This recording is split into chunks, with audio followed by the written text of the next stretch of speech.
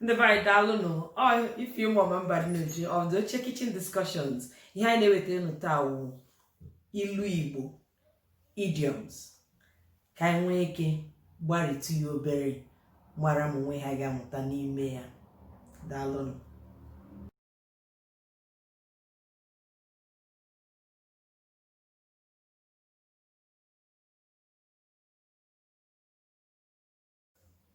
Mana ụbọchị nke taa, ego eji lụọ nna anyị agaghị efu n'ihi na anyị ga-atụ ilu a na-akọwa ya. Ilu izi m na-achọ ịtụ awụrụ na ọkwụrụ anaghị akarị onye kụrụ ya. Mgbe onye kụrụ ya chọrọ ịghọrọ ọkwụrụ, ọ dọlata ọ kụbiri ọkwụrụ ya. An okra stalk can never be too strong for the farmer. The farmer bends that stalk to pluck the fruit at random, at will. So what I'm talking about here is submission. We have people we look up to. We have people who owe so much respect and regard for. It could be elders, it could be our friends, it could be our family, it could be our partners. Whoever that is, please keep to it. Be submissive where you need to, in goodwill, not under duress. It breeds happiness, peace, and love.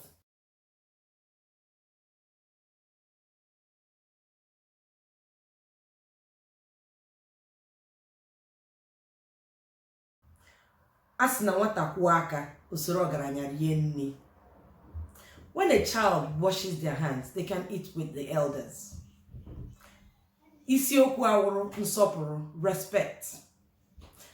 If you show respect, everybody would accept you. Your elders will accommodate you. You will even feel like an equal to them because you've shown them so much respect.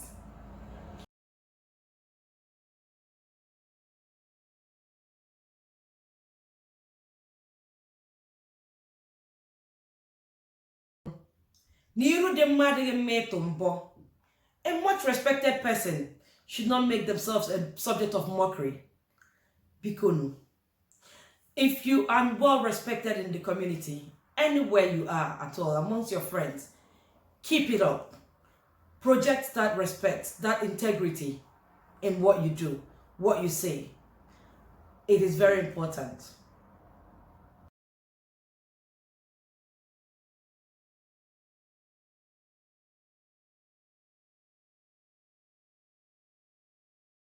Ọkọchị ụmụ anaghị ebi n'elu. Nne ọkụkọ chi ụmụ o biri n'elu, onye lekọtara ụmụ ya. A hen with chicks would not live on the tree because it has those chicks to look after. And what am I talking about? Responsibility.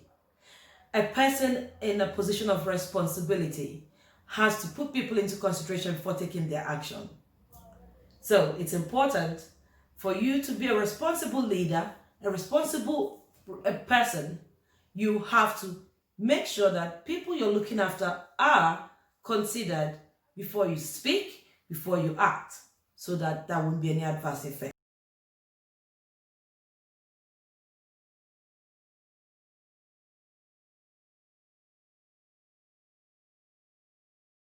AGBAKO NYUO MMAMIRI UFUFU.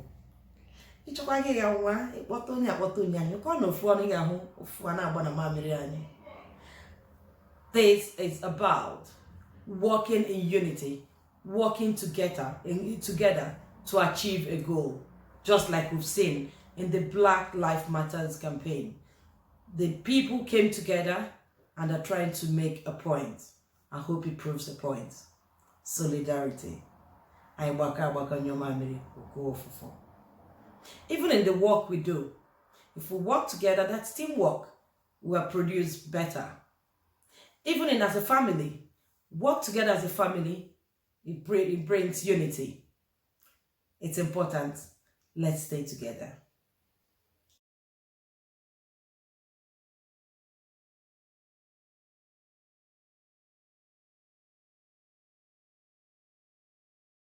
The last and my favorite one.